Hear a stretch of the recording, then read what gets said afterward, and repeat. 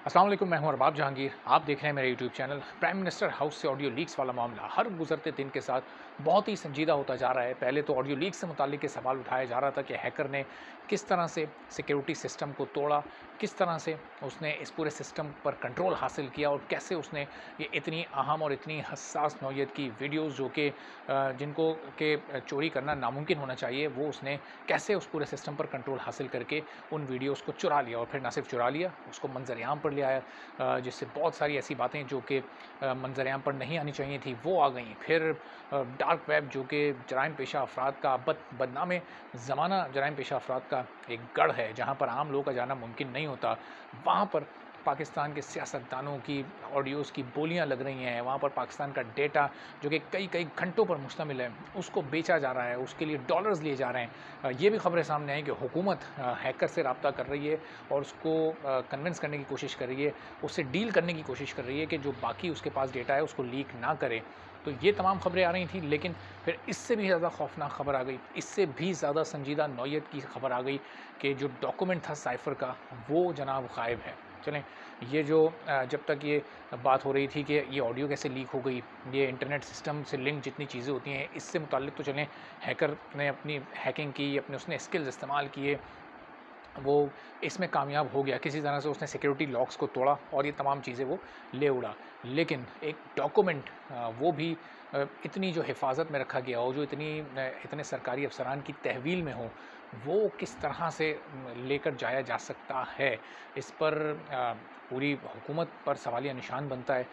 हुकूमत इस बात का एतराफ़ कर रही है कि जी वफ़ाकी काबीना अपनी नाअहली को तस्लीम कर रही है कि ये कैसे मुमकिन हो गया। अब इस पर आला सतही पे कमीशन बनाए जाएँगे, इस पर तहकीकात होंगी, वो सारी चीज़ें शुरू होंगी, वो सब हों, लेकिन ये काम कैसे हो गया? ऑडियो लीक्स वाला मामला तो चलें समझ आता है कि ऑडियो लीक्स इसलिए ऐसे हो गई कि हैकिंग का काम आजकल बहुत आम हो चुका है। बड़े-बड़े हैकर्स हैं जो कि और अब सिर्फ़ सियासतदानों को ही वो हिट नहीं कर रहे, बल्कि अब तो वो जो यूट्यूब पर बड़े-बड़े चैनल्स हैं, उनको भी हिट कर रहे हैं। जैसे इमरान रियाज़ का चैनल हैक हो गया था 2 रोज़ पहले और फिर वो कितनी मुश्किल से उन्होंने उसको रिकवर किया। 3 घंटे की मेहनत उनकी टीम करती रही। उनके पास तो एक्सपर्ट्स की टीम थी।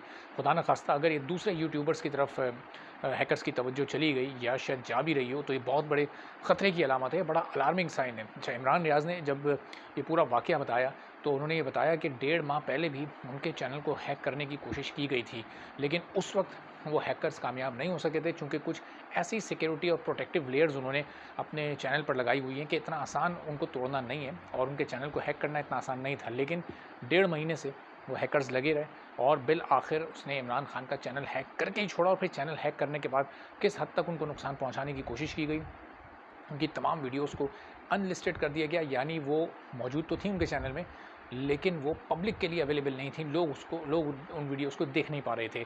ये उस हैकर ने ज़रूर उन पर मेहरबानी की कि उसने वो तमाम वीडियोस, उनका तमाम डेटा डिलीट नहीं किया, वरना तो फिर ज़ाहिर है उनका पूरा रिकॉर्ड जो यूट्यूब चैनल का था वो ख़त्म हो जाता, फिर बहुत मुश्किल होता, ऑलमोस्ट नामुमकिन होता उन तमाम वीडियोस को रिकवर करना।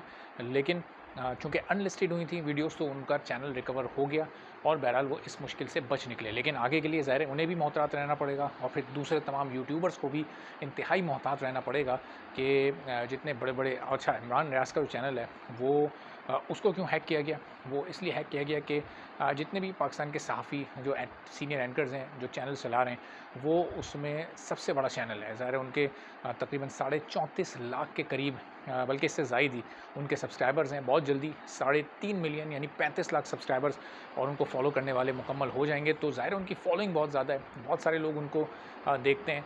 तो इसलिए सबसे पहला शिकार हैकर ने उनको किया और अब फिर दूसरे जो बड़े चैनल्स हैं यूट्यूब के, उनको भी अब बड़ा होशियार रहने की ज़रूरत है। अपने चैनल की सिक्योरिटी लेयर्स और तमाम प्रोटेक्टिव मेजर्स लेने की ज़रूरत है, ताकि उनके चैनल्स इस हैकिंग से महफूज रह सकें। तो चलें अब वापस ज़रा वो जो डॉक्यूमेंट गायब हुआ है उसकी तरफ आते हैं कि अब ये इंतहाई हसास मामला है, इसकी आला सतह पर तहकीकात ज़रूर होनी चाहिए और साफ़ शफ़ाफ़ तहकीकात होनी चाहिए। ऐसी तहकीकात हो, ऐसे लोगों को उस तहकीकात में शामिल होना चाहिए जिन पर न स हुकूमत का भी एतमाद हो और अपोज़िशन को भी उस पर एतराज़ करने का मौका, आवाज़ उठाने का मौका ना मिले। चूँकि ज़ाहिर है अगर इस तरह की चीज़ें अब ऑडियोज़ तो डार्क वेब पर चली गईं, ऑडियो जितना भी ये डेटा था वो वहाँ पर चला गया, लेकिन ये जो डॉक्यूमेंट है इसके पीछे मकसद क्या हो सकता है इसको चोरी करने का, क्योंकि ये चोरी इतनी आसान नहीं थी। जिस जगह से ये चोरी की गई है वहाँ पर बहुत ही मुश्किल होता है कोई चीज़ इस तरह से चोरी करना। और अब क्या कोई अंदर का शख्स शामिल था? सबसे मेन पॉइंट ये है कि इस बात की पहले जांच पड़ताल की जाए, इस बात को पहले चेक किया जाए कि अगर कोई शख्स अंदर से ही मिला हुआ था तो तभी ये आसानी के साथ मुमकिन हो सकता है। और अगर ऐसा है तो फिर इस वक्त हर सरकारी डॉक्यूमेंट, इस वक्त हर सरकारी रिकॉर्ड बहुत बड़े ख़तरे में है और वो भी किसी वक्त भी गायब हो सकता है और फिर किसी भी मकसद के लिए इस्तेमाल हो सकता है। तो अब ये हुकूमत पर बड़ी भारी इस वक्त ज़िम्मेदारी है। जो दूसरे चैलेंजेस हैं वो तो अपनी जगह पर हैं, लेकिन ये तो एक तरह का कौमी सलामती का मसला है, चूँकि बहुत ही अहम, बहुत ही हसास नौइयत की गुफ्तगू, बहुत ही प्राइवेट नौइयत की गुफ्तगू और डॉक्यूमेंट्स अब इस तरह से मंजर आम पर आ रहे हैं और डार्क वेब में बिक रहे हैं और वहाँ पर बोलियाँ उनकी लग रही हैं। और तो फिर हुकूमत को इस वक्त बहुत ही सोच समझकर और अक्लमंदी के साथ इस मामले में एक एक कदम आगे उठाना चाहिए, चूँकि अगर कोई गलत कदम खुदा न खास्ता इस मामले में उठ गया तो फिर वही होगा कि लेने के देने पड़ सकते हैं, फिर हालात मज़ीद ख़राब हो सकते हैं। फिर ये ना हो कि जो हैकर ने बड़े बड़े धमाके करने का बोला है, वो जो ऑडियोज़ की शक्ल में, वीडियोज़ की शक्ल में जो धमाके होने, उन धमाकों की बात हो रही है। तो वो ज़ोरदार धमाके कहीं हुकूमत को कोई ऐसा नुकसान ना पहुँचा दें कि आने वाले दिनों में हुकूमत का वजूद ख़तरे में पड़ जाए। चूँकि इस वक्त आप देख लें कि अपोजिशन की जो तहरीक है वो इतनी इस वक्त मुतहरिक है, वो इतनी तेज़ी के साथ चल रही है और इतना उसने मोमेंटम पकड़ा हुआ है कि हुकूमत इस वक्त इलेक्शन करवाना ही नहीं चाहती और पब्लिक में जाना नहीं चाहती। तो ये मामला हुकूमत के गले की हड्डी ना बन जाए, बल्कि अब तो बन चुका है। अब देखना है कि ये हड्डी वो निगलेंगे या वो उगलेंगे।